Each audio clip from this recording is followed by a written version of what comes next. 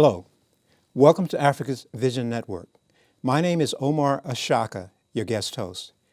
Africa's Vision Network features programs on education, religion, health, economic development, and other events related to the African and African American world. Today's program is called God's Gifts of Poetry and Music. We have two fabulous guests with us today. First, we have Ms. B.J. Durham, who's an author, educator, and poet. And then we have Mr. Raheem Rasta, who's just a genius on the flute. Welcome to both of you. Thank to you. Africa's Vision Network. I'm going to start with you, B.J. Tell us a little bit about your early beginnings. Where are you from and how you kind of develop an interest in the things that you're now working on? Okay. Well, first, giving unto God who's blessing us daily, let me just say it's just good to be here again. Yes. Because I was here once before, and I'm just honored to have my husband with me to be back again. So thank you, and thank you for having us here. Okay, now to your question about education, being an author and a poet. Right, and where are some of your roots? Okay, well, I'm from Chicago. That's where I was born and raised. And I ended up going to school in Chicago, DuSable High School, and that's where I learned how to play tennis. And that's when my teacher told my mom I was a good writer, regardless of all the red marks that was on my paper. He said that this girl can write. She has a message behind her writing. And so how old were you and what grade were you in? I was like a freshman in high school is when I started playing tennis. Yes. I'm curious, how much did that impact you in terms of teacher telling your mom that you were a good writer? I mean, was that a motivating factor for you? Oh, yes, it was a very motivating factor for me due to the fact I had been writing all my life, just writing little poems at home about the family and just writing and never putting much into it because for one reason I'm not a good speller and I just never thought my poems was that powerful to anyone else except me. And once the teacher made that remark to my mom, disregard of all the red marks I had on the paper, I knew that I had a message to be told. So that was very powerful just for a teacher to say, disregard all the marks, this is still an A paper because of the message. Okay. And I'm going to come back to you, B.J., because I know we got a lot of interesting questions for you. Yes. Raheem Rasta. Yes, sir. I know that your flute is almost like your baby. Tell us a little bit as to where you're from and how you got started and why you love doing what you do, which is many different things. Well, I'm Raheem Rasta, and I'm from Harlem world. Some people think it's in New York City, but Harlem Village is a world unto itself, at least when I was growing up, because I grew up in the second Harlem Renaissance. And we had opportunities to have people around us, like Diana Washington lived on 145th Street. I lived on 152nd in Sugar Hill. But we had people like Jackie McLean and Raheem, help me out. For those viewers who may not know who Diana Washington is and some of the others, just give a little quick Diana Washington background. Was one of the greatest jazz vocalists of all time. Jackie McLean was an alto saxophone player par excellence, was part of the bebop era. We had people like Roy Campanella was a baseball player, and so forth. These people was living around. We had Langston Hughes around the corner. We had W.E.B. Du Bois up on Edgecombe Avenue. So there was such a wonderful variety of people. Now for my flute, however, the reason I picked up flute was, the happy part of the reason why I picked up flute was because I grew up in Harlem during the time of the Latin, where you had mambo and cha-cha. And what they have salsa now, they used to call the palladium, the mambo on the left foot instead of the right foot. And so people like Herbie Mann and Mongo Santa Maria and the Allegre All-Stars and Eddie Palmieri and Charlie Palmieri, had us in a wonderful time of music. And all the bands, they had a flute player. And the flute player had these solos that were fabulous. And so that's one of the reasons I picked up the flute. And how old were you, Raheem, when you first developed this appetite to play the flute? About 8. I started on a wooden recorder, and then I went to a fife, wooden fife, then the metal fife, and it just wouldn't do enough for me. So I had to get, on the flute. And there were people in the public schools of Harlem, New York City, public schools, had music programs that allowed children like me that thought, well, maybe I could play a flute since I know how to play this recorder thing, and let us borrow the flute and let us use our opportunity to learn to play music. And that was very important. That's very important for children to be able to have that opportunity in the public schools, I believe. Now, that's a very interesting point, Raheem. I'm going to ask you the question. I'm going to ask BJ the same question. So how damaging is it, in view of the fact a lot of the public school system, especially in maybe the African American communities, the fact that they don't have music programs?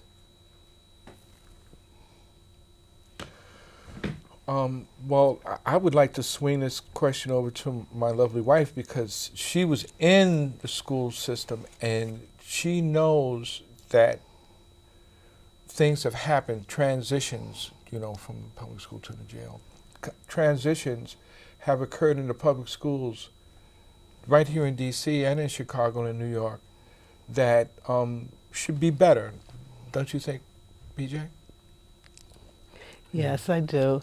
I think music is very important, and they should keep it in the schools because kids love music. It helps motivates them. And I'm known as a sign language rapper with no rhythm. But the fact that I could come up with rapping the multiplication timetables, the kids start to learn it. So every subject I would try to add some music or try to rap, because I was saying, now if they can remember all this rapping and they can't get their timetables, and I can't remember none of the songs in the rap, it'd be so long and I can't get it. So I said, let me try to rap some of these lessons out and see how it come along. And it was like music to their ears, where it motivated them to want to learn. And they started picking up beats and picking up the timetables and doing it so fast. And I started changing it to all English, to a different language and stuff. So I know music is very important, not only to kids, but to everyone. Mm-hmm.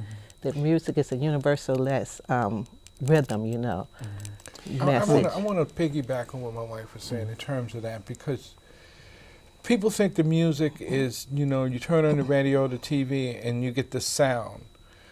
But the real thing is that sound is a universal constant. As long as that there is a vibration, there is a sound. It's a beat, like our heart, just like our blood. And because we have this rhythm inside of our bodies, and we have the rhythm outside, our sun, our air, our wind, all of those things have a vibration. And what happens when you hear a good piece of music, people say, oh, I got this vibe off of this music. Yes, you did. Because in the music is motion. There's vibration. And as the vibration hits your eardrum and goes into your consciousness, you get another feeling. Music can make you feel differently. It can make you feel sad. It can make you feel happy. You can hear a tune from a long time ago, and you can get a concept of where you were, or some kind of deja vu piece that comes with just hearing that tune. So music has a power inside of us.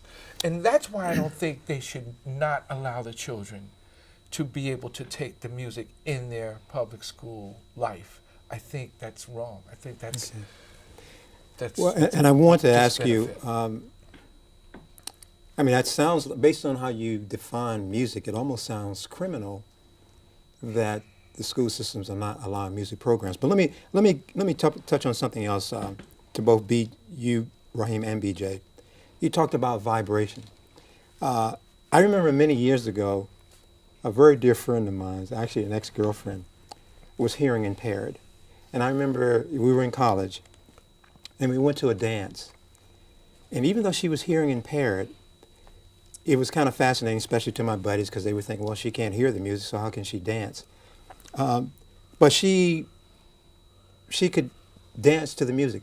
BJ, you wanna kind of comment on that? And Well, like I said, I'm a sign language rapper with no rhythm, so I don't have no rhythm, but I love music. And I graduated from Gallaudet, and I found some of the best dancers I've ever seen there, because they can actually feel the music, you know, they can feel the vibration from the loud amps.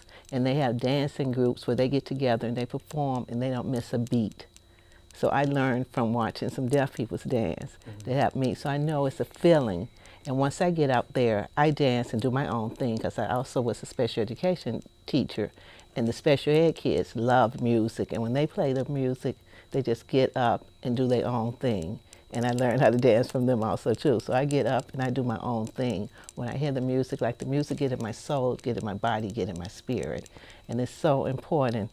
Raheem just met a guy who wrote a book, How Music Can Change a Person's Life. And the person who wrote the book lived in our neighborhood in Southwest. And the one who wrote the forewords is Jack Canfield, and that's the one who did Chicken Soup for the Soul. So he has many books out, and these are little stories just telling how music have changed kids and adults' life. And it's very powerful. you know, we've had a lot of musicians on our program, and I'm always in awe of musicians.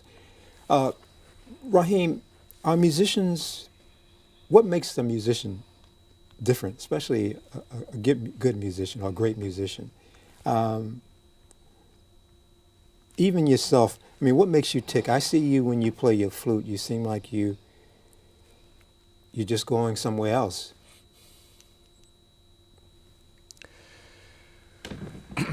Well, I'm going to pick up on the story that I started to say originally of why I picked the flute and what the flute meant to me. And I picked the happy story. There's another story. My father had 33 degrees in the Masons. He was going to be the Shriner. He was going to be the potentate of Prince Hall at 155th Street between St. Nicholas Avenue and Amsterdam Avenue. In 1961, January of 1961, the Potentate's Ball would have been dedicated to my father, Thomas Edward Coleman. But he died. December the 14th, December the 6th, 1960. And so his friend, Clarence Mabry, he became, his sidekick became the Potentate in 1961. That's not the point. The point is that my father was my friend. He was my mentor. I honored this guy. He was so intelligent. He was so powerful in the way he interfaced with people. Everywhere he went, they knew, hey Tom Coleman. Everyone knew this guy. I mean, Count Basie, Duke Ellington. I mean, you name Wilter Still, because he came from Philly. Wilter Still Chamberlain, Jimmy Smith, the organ player. You name them, they knew my dad. And when he died, it cut off a piece of my heart. And then this thing, Celeste. I call her Celeste, short for celestial, because this flute allowed me to get on this thing called the Rock in Harlem. It's on the Speedway. It's off 155th Street, going up towards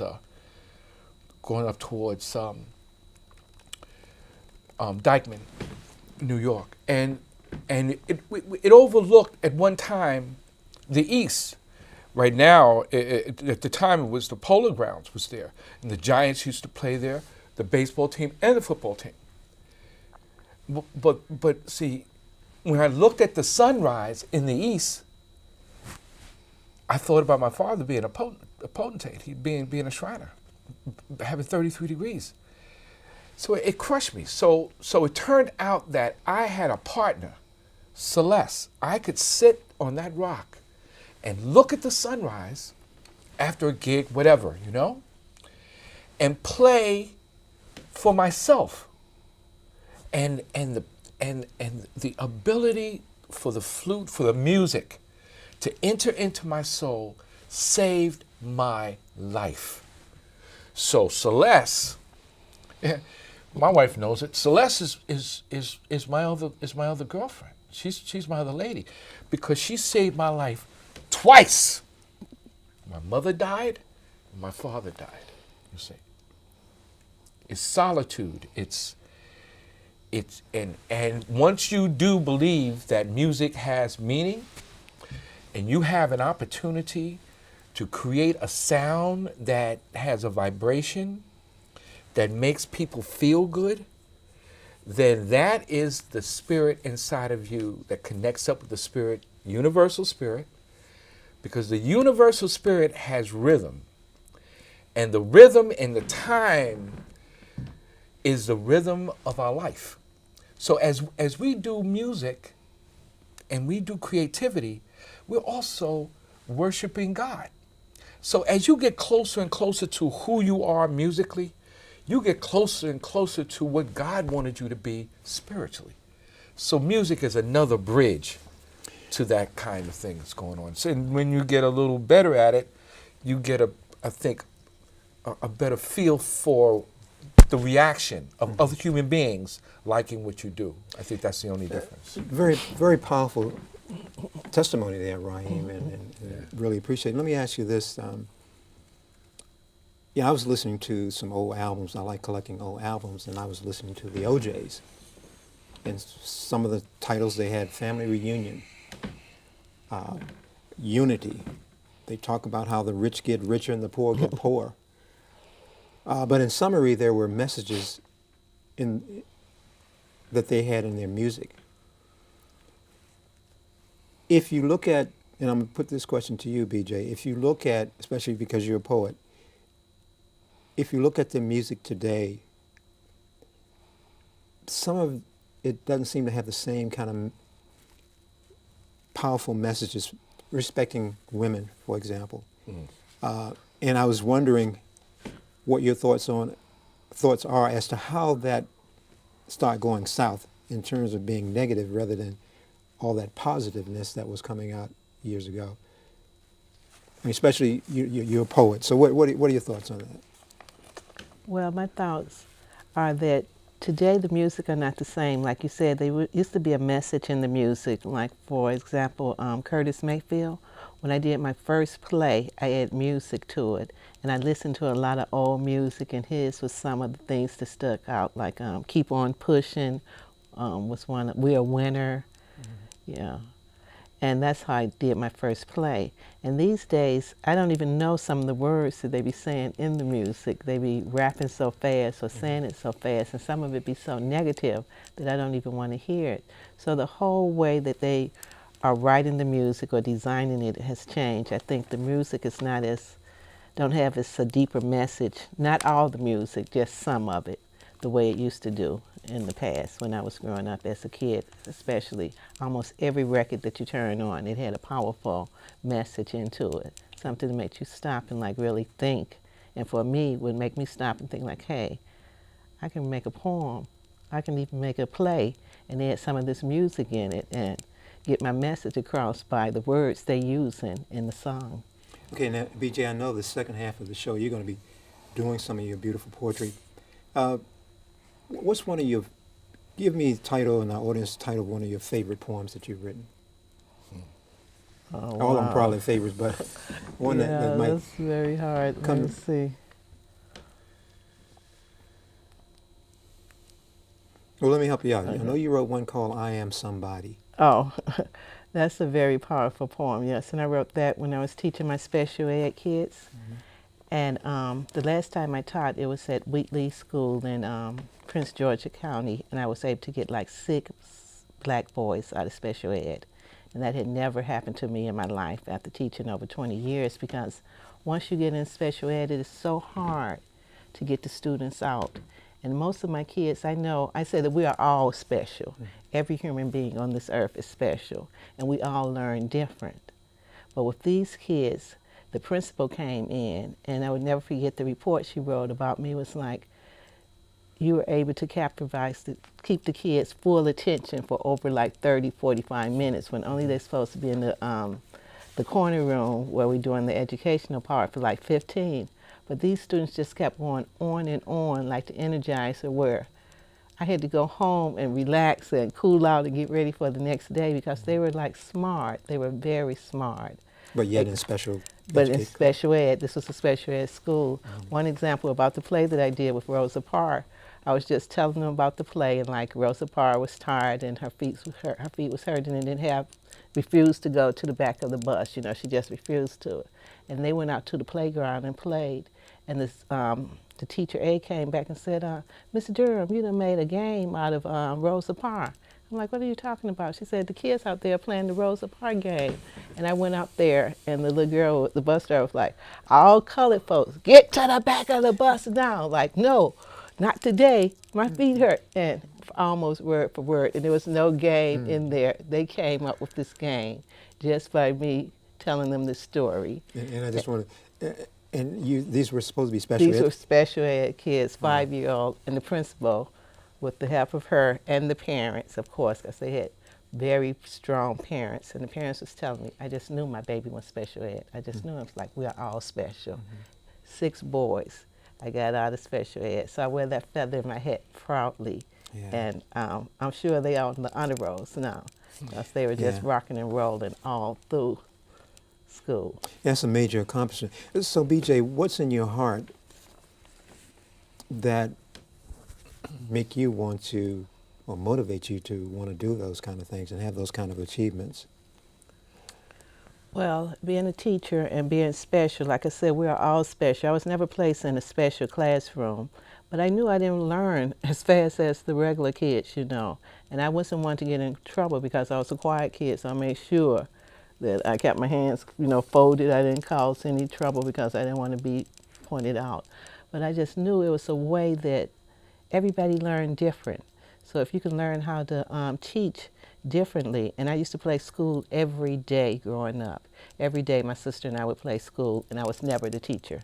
Because she was what role did you play? Yes, because she was the smartest, of course, and the oldest. And I would get in trouble, so I can go to the principal's office, which was my mom, in the kitchen. And every time I would go there, because that was like her break, she was like, look, baby, you want to become a teacher too, right? I'm like, yes, but I'm never going to be a teacher because she never gave me the opportunity to even be the teacher while we playing. She said, well, just do this. I want you to dream. I want you to daydream. You become the teacher. Every subject that she's teaching you, you change it and you teach it the way you'll want to teach your kids to learn. And I started doing that every day. And I started saying, come on, Bernice, let's go play school and stuff. And she's like, you want to play? You know, I'm a teacher. Oh, yeah, go do your thing. Because I was going to do my own thing. And, of course, she became a teacher, and I became a special education teacher. And I knew it was because of playing school every day and teaching a little different. So to make learning fun. And that's my motto, learning is fun. How old were you when you and your sister started playing school? Just curious. Oh, probably about 5, 4, 3, yeah, young. But that's still entrenched in your mind, that experience. Every day, yeah. Raheem, let me ask you this, because I know you're a fabulous musician. Thank you. God be But praised. I know that you're a math tutor. I know you have an appreciation for physics. What makes Raheem tick? I mean, I know the part that's related to your music, but the other ingredients that make Raheem who he is today. I had mentioned Thomas Edward Cohen, my father, and him being a part of the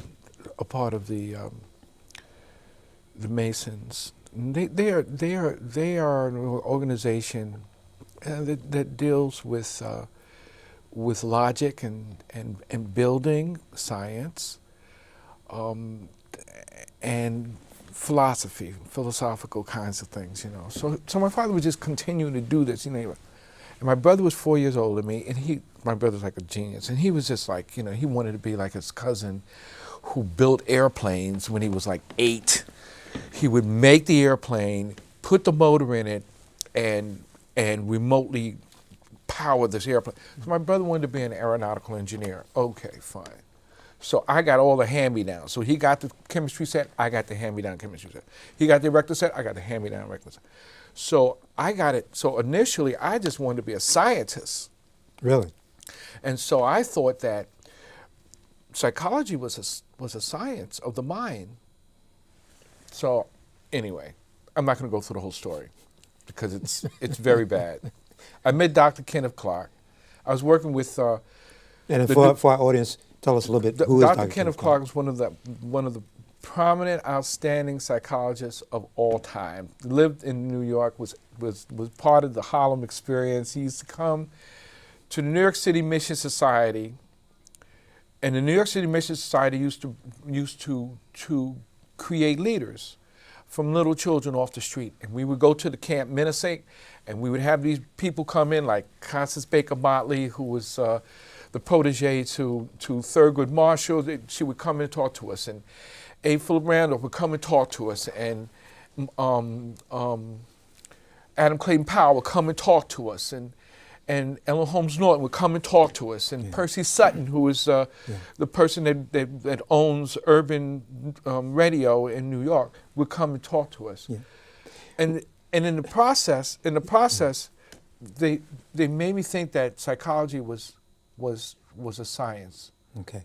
Look, Raheem, time is moving so quickly. I had a feeling that was the case. Excuse me. But let me do this real quick, and then I'm going to a couple of questions for both of you guys. Okay. Real quick, Raheem. Yes.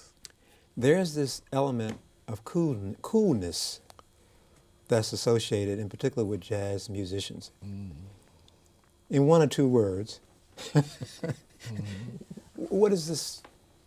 What brings on this coolness that people usually associate with jazz? 2 words: Miles Davis. And for our audience who may not know Miles Davis, Miles Davis is in 3 words. Miles Davis is one of the greatest jazz trumpet players ever, and created several genres of music.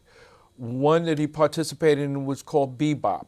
Another one that he actually created was called cool. Then there was this thing called groove. Then he created this it's like a jazz fusion thing when he did off the corner. So Miles Davis created several parts of jazz that still exist today. But one of them was called cool. Oh, really? It had sunshades. It was about sunshades and turtleneck sweaters, and Dizzy Gillespie was a part of it, and Charlie Parker was a part of it, and Thelonious Monk was a part of it. Okay. And that was a cool. Thanks, and it just Raheem. kept on going. That's a real clear definition. Look, time is moving on. Sorry about because you that. guys are going to be performing. Oh, that's right. Real quick, BJ, the collaboration that you and Raheem have as a poet, you do the poetry, Raheem does the music, as husband and wife. Real quick, tell the audience how you're able to do that, if you can. Well, we call it like poetic music, and I'm a poet, and I had so many poems when we first met each other, and Raheem was always playing the flute, and we just ended up doing one song, Mother's Love, and we went to the studio for the first time and did one cut, and we came out with a CD, and after that it's like, hey, we need to do this more, and we started working on different songs and different poems and came up with our own poetic music. Raheem, 3 words. What is it like performing with your wife when she's doing her poetry, you're being cool on your flute? Briefly, and I was kind of kidding about the 2 words, but this is the thing. I've been in music professionally since I was 14 years old, and I'm now years old now, and so I've been a band leader. My band, for instance, Universal Messengers of Music, Two Mom, will be 29 years old this year. For instance, that's a sidebar. But playing with my wife, I'm her sidekick, and I love it. It's just, I don't have to get the gigs. She gets the gigs. I don't have to worry about the deal. She's got the deal. I don't have to worry about what we're going to play. She's going to do what we're going to. She's got the whole agenda. It's a wonderful experience. And I love her. So this is a person that I actually love. I love what she does. Her words are very profound, actually, and it just gives me honor Raheem. to be able to do something musically. And it's beautiful to along hear with it. you to So it's an honor. so freely express your love for your wife. That's really beautiful. I just got we got about a minute, less than a minute. I'm going to have to wrap it up. But look, thank you very much. We'll have to have you come back. We're going to.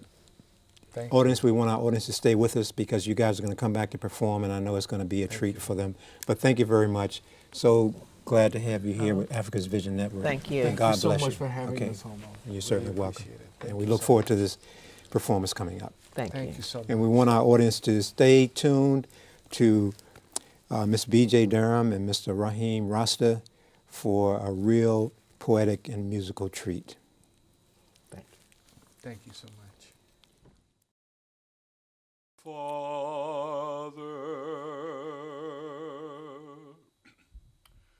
who art in heaven, hallowed be thy name. Thy kingdom come, thy will be done on earth as it is in heaven.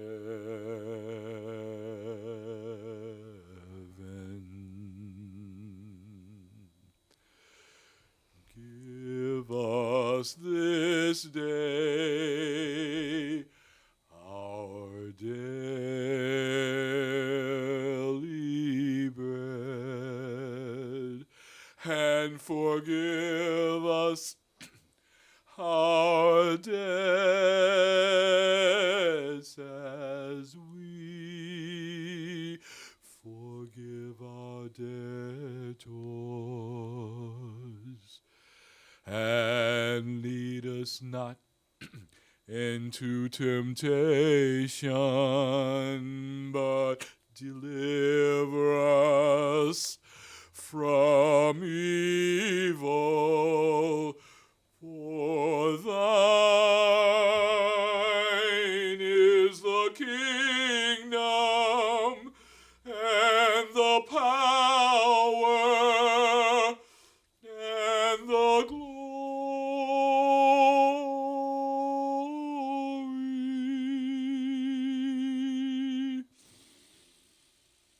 forever.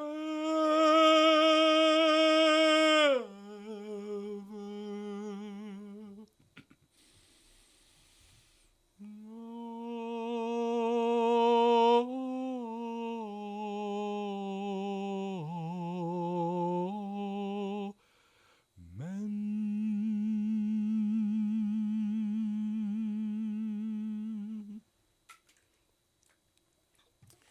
The next poem, well, the poem that I would like to do at this time is titled Life, because we all have a life.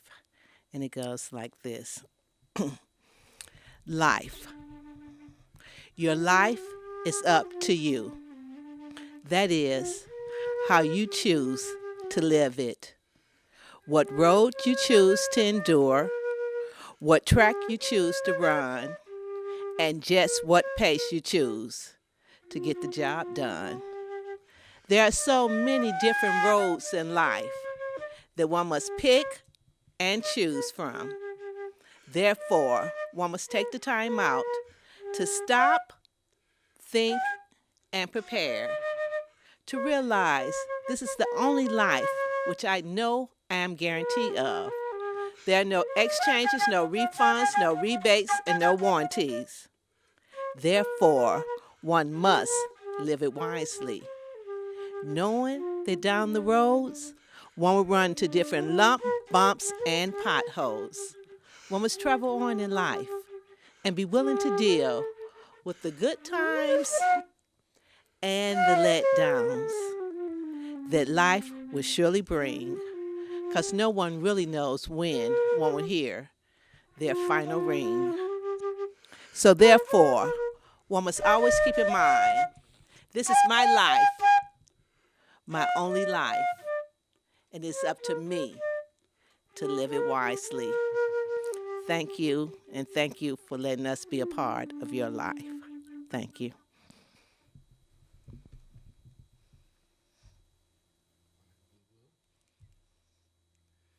This time I'd like to play a song that we created back a few years ago.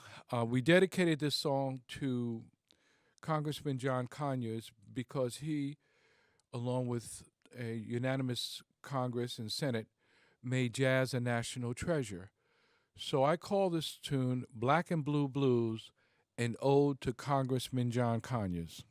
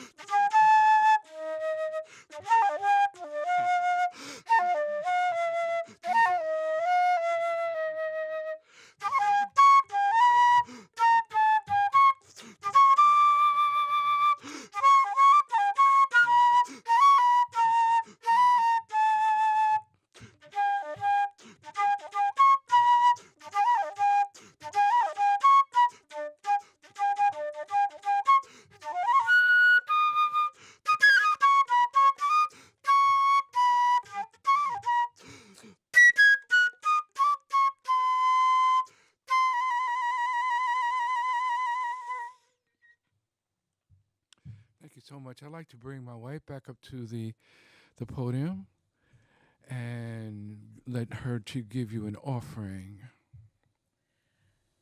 Okay, the next poem I'm going to tell is called Hush Child, Don't Complain. And hopefully this is going to be one of my next books. And it started off as a game that my mom and I used to play. Every time she would come visit me in Washington, D.C., it was no time to complain. This was party time, a good time for the whole week. And when she would complain, I would come up with a character or a friend that I made up that was worse off than both of us. And the poem, which is going to be a book, goes like this. Hush, child, don't complain. Hush, child, don't complain that your life is no longer the same. And sometimes you have aches and pains. There's no one to blame. Why, it's all part of the growing old game. And why it's a blessing, a gift one must unwrap every day with love and care, knowing that at a blink of the eye, that gift can be taken away. So wherever you go and whoever you meet on the street, there's always someone who's worse off than you or I. I tell you no lie. And once I introduce my friends to you, you too will see why I cry. Hush, child, don't complain. Hush, child, don't complain. I used to complain that my eyes were getting weak and that my 20/20 vision was gone. And when I was at home, I had to squeeze my eyes real tight to read the fine print. Until I met my friend, One Eye Pete, who introduced me to his wife, Betty Blue, who had lost her eyesight in a bad fire one night, but still had a smile that was so beautiful and bright, it made me see the light. And I thought to myself, hush, child, don't complain. I used to complain that my knees hurt and pop and crack every time I bend, and I could no longer play countless hours of tennis because my old friend Arthur would always win at the end. Until I met my friend Ben Four, who lost both of his legs fighting in the war. Now Ben gets around in a mobile chair and he rolls everywhere with his head up high like he just don't give a care. And everyone he meets and greets on the street, he greets in the same way. With a big smile, a high five, a tap on the back, and a little dap, which made me stop and think back.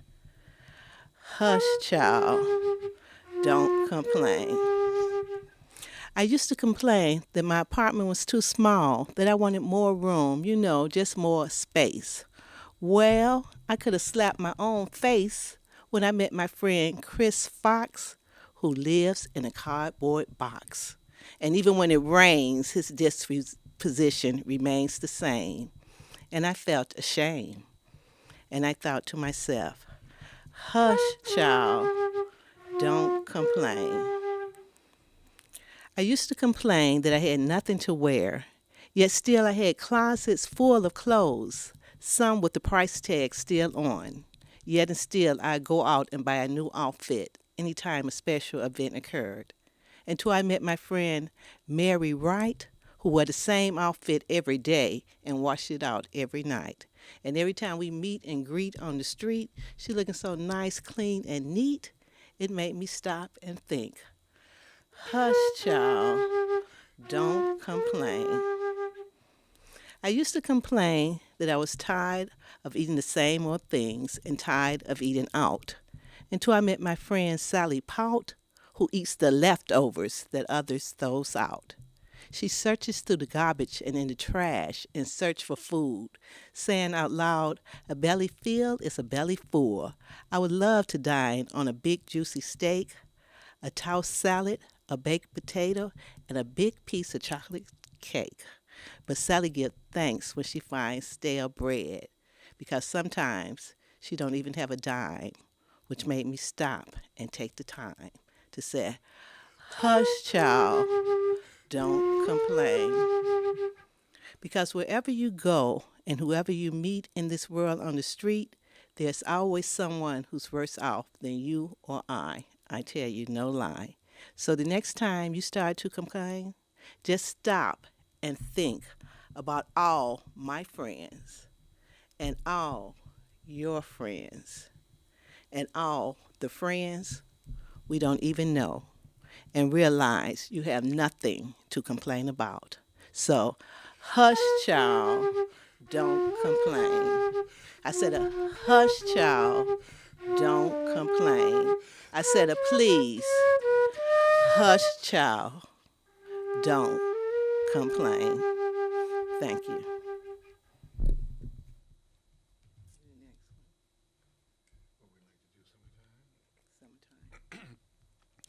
I'd like to give an offering. This tune was written by George Gershwin. It's in the Porgy and Bess play. It's one of the tunes that we used to do back in Harlem. It's something that's the nemesis of what we have out in the weather today, but I think you might recognize the tune.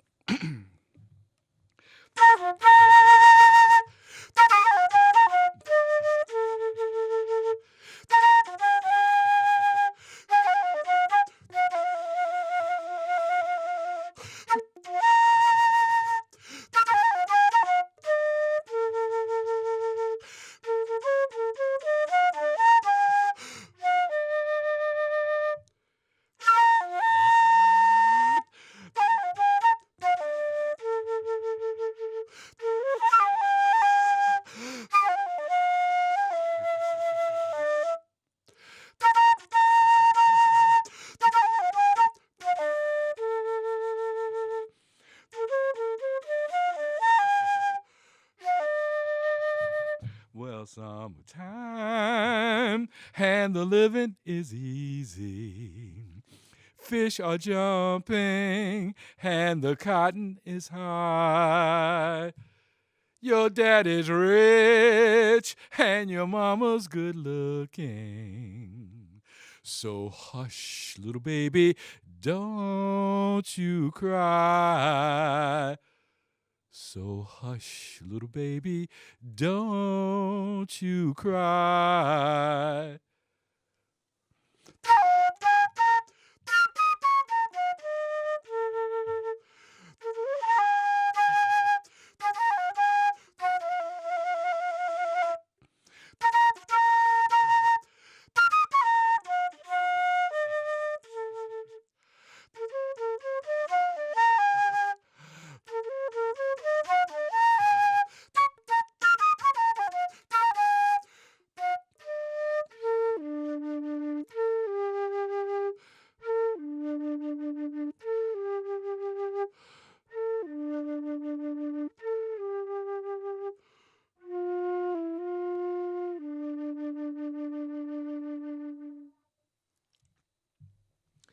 This time I'd like to bring my wife back to the podium to give one of her offerings. Okay, this time I would like to do two short poems that I wrote for my students. This first one is called Don't Grow Up Too Soon, Little Girl. And I wrote this on Easter, the day before Easter, Easter Eve, because I was just saying I don't see kids out playing, jumping rope, playing hopscotch, playing with balls, and just having fun being a kid like I used to. And at 2:30 in the morning, this little girl came to me and woke me up in my dream, and she answered my question why she had to grow up. And the poem goes like this. Don't grow up too soon, little girl. You have the rest of your life to be grown. Don't grow up too soon, little girl. Why, this is your time to be a kid. Why, it's okay if you play jump rope, ride your bike, play with baby dolls as much as you like. While you're only 10, you should be outside, playing in the wind. Instead, you're at home, sitting on the gate, behaving like you're 88. The little girl looked at me sadly, and she responded without a smile. Why, you don't understand. My dad is gone, and my mom is never at home. I have 4 younger brothers and sisters who I can't leave alone. I have to make sure they have clean clothes to wear, food to eat, and at night, I see to it that they are all right. You see, I'm 10 now. Soon I'll be 11. By that time, I don't know where my mom might be, maybe in heaven. So you see, I was forced. I have no choice. I have to take over my parents' jobs. Maybe when I'm grown, I can play jump rope and play with baby dolls and ride my bike. But for now, right now, I have to worry about what will my brothers and sisters and I eat tonight. Thank you, and let's try to help save the kids. The second poem I wrote, which we talked a little bit about during the interview, I am somebody. And this is something my kids would say every day. And it goes like this. I am somebody. I am me. I am proud to be me. I am Teacher BJ. I am different from you. You are different from me.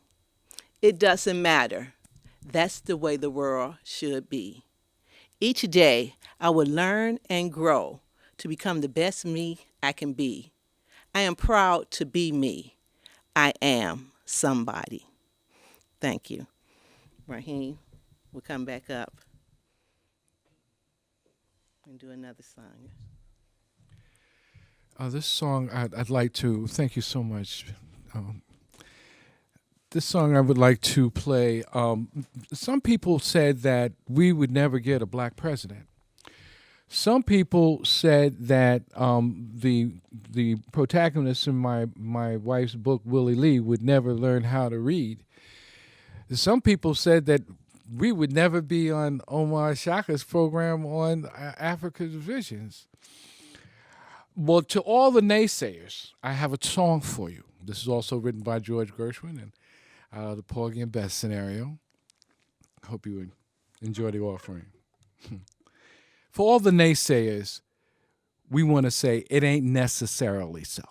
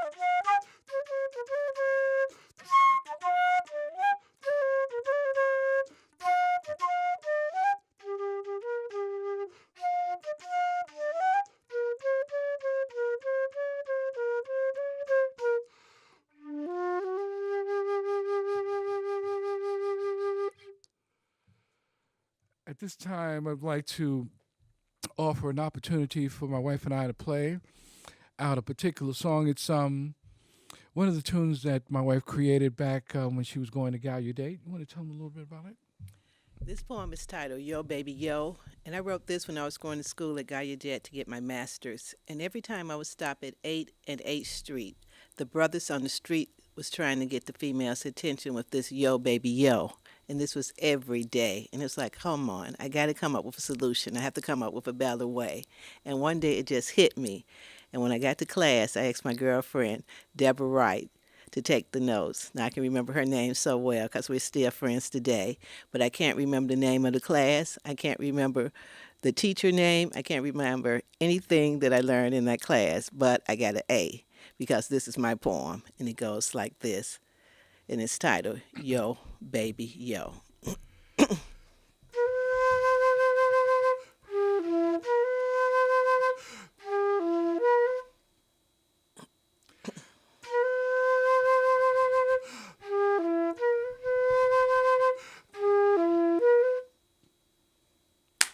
Yo, baby, yo, baby, yo. Hey, yo, baby, yo, baby, yo. Hey, said the cool black brother as he walked past the foxy black sisters on the street, greeting them all in the same old beat.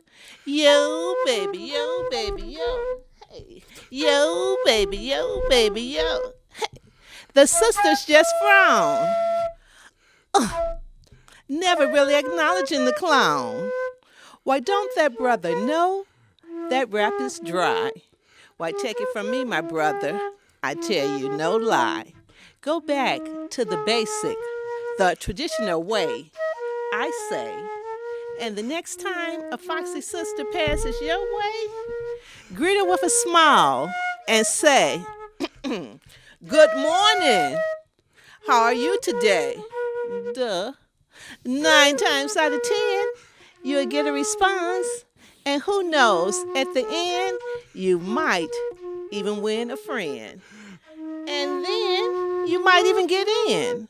And then, my cool black brother, you can proudly go, yo, baby, yo, baby, yo.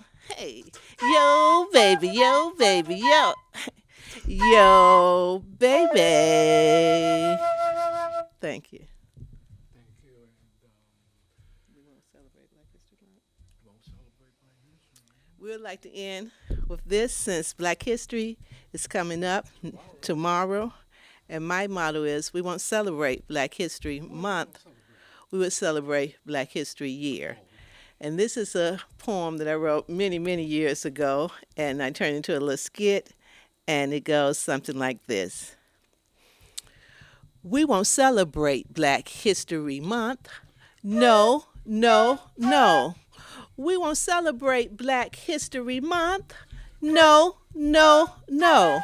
The month is too short and impossible to do to celebrate all our great leaders and the struggles they went through. We won't celebrate Black History Month. No, no, no. We won't celebrate Black History Month. No, no, no. How can we honor all our leaders of the past, the present, and the future too, who set the path for me and you?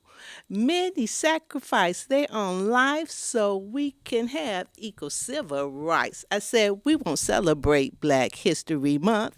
No, no, no. We won't celebrate Black History Month. No, no, no. February is the shortest month of the year. There's only 28 days, so get out of here. It's a disgrace, unbearable, and insane when we think about the struggle and our people pain. I said we won't celebrate Black History Month. No, no, no. We won't celebrate Black History Month. No, no, no. Check it out. We will celebrate all through the year. Every day, every week, every month, every year. We will start a new cheer. We will celebrate Black History Year. Yes, yes, yes. I said we will celebrate Black History Year. Yes, yes, yes. Everyone, we will celebrate Black History Year. Yes, yes, yes. Give yourself a hand. Yes. Thank you.